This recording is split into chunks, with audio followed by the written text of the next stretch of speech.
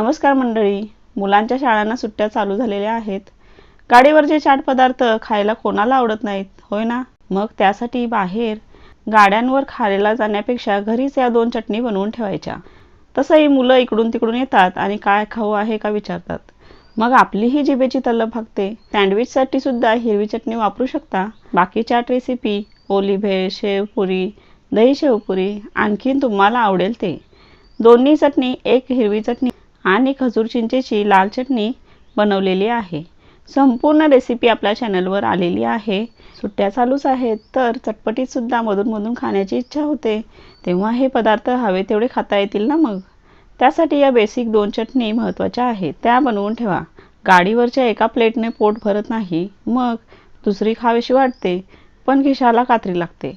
मग हवे तेवढे घरीच खा की. चला आता तुम्ही जाता जाता एक लाईक आणि चॅनलला सबस्क्राईब करून जावा की.